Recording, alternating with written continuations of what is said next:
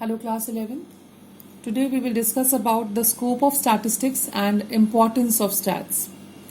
Now, as far as the scope is concerned, statistics is applicable in all the fields of knowledge, be it sciences, business, psychology, sociology, agriculture. Everywhere statistical data are used, because basically statistical data is used to make comparisons, and comparisons are required in all the fields. So now we'll discuss about why is statistics important, what is the significance of statistics. Now the first point here is it helps us understand the performance of an economy. Now on what does the performance of the economy depends? It depends basically on the production. So with the help of statistical data like index number and all, we can make comparison that what has been the trend of production in the current year as compared to the previous years. Has the production increased or has it decreased? So depending on that comparison, we can say that yes, the economy has grown. There is growth in the economy. The production has increased. We can say that the national income has increased. Employment level has increased. So this is how it helps us to understand the performance of the economy. Second point says understanding the importance of various sectors of economy. Now, in the total output, or if you talk about the national income of the economy, it's not only one sector which contributes toward it. There are three sectors in the economy. One is the primary, that is the agriculture sector, secondary sector and the tertiary sector, and all these sectors they contribute towards the growth of the economy. All carry out production. Agriculture also carries out production, manufacturing also carries out production, service sector also carries out production. Now to understand their importance, the statistical data helps us to make a comparison of the different sectors, that we can, from the data we can find out that whether the contribution of agriculture sector is more towards development or growth, or is it of the secondary sector or the tertiary sector. Now, if the economists want to know about poverty, magnitude of poverty across different areas, they want to compare that what is the percentage of poor people in urban areas compared to the rural areas. So the statistical data, it helps us to make those comparisons. Now the third point is it helps us to study the regional balances and imbalances. Now we know there are different regions. We have northern regions, then we have eastern, western, southern regions. Now the statistical data helps us to make a comparison between the different regions of the country. We can find out the production of be the primary sector, secondary or the tertiary sector. We can find out and compare that which states are performing better in these three sectors.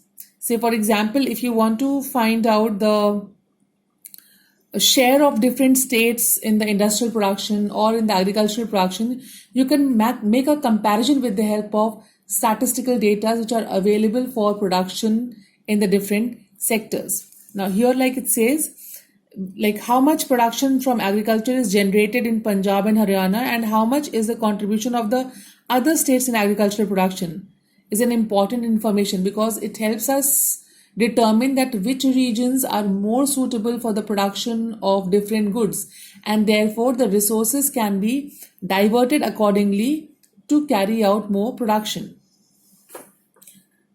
Then studying the role of government in the economy and in the formulation of economic policies. Now, the government performs three things. It levies taxes, it also takes loan, and it carries out expenditure on the people. Now, tax and loan are taken from the people, and these are used to make expenditure on the administration, defense, education, health facilities of the people, agriculture, industry. Now, in order to understand that what is the contribution of the government in these areas such as administration, defense, payment of loans, interest on loans, education, it is very important that the statistic relating to these activities is available to us. It's only when we have the statistical data related to these activities available with us, we can find out that what is or how much has the government contributed towards the development of these regions. Then comes statistics for planned development. Now, if we have a statistical data about the resources, that what resources are available to us and in what regions what is available, we can then try to properly allocate those resources in order to increase the productivity. Because if we do not know about the resources, then we will not be able to carry out the production in a planned manner. But if we know the data, that what resources are available and in what quantity they are available, we'll be able to allocate these resources better. So it is very helpful in planned development. Now, economics has its own principles, like you talk about law of demand. Now, law of demand says that when the price rises, the demand for the commodity falls. Now, how has this been done? How has this principle been established?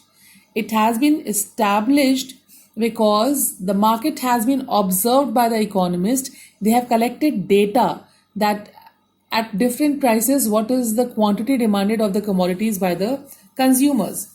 And after getting those data and finding out the relationship, finding out the cause and effect relationship between those data, they have derived these principles.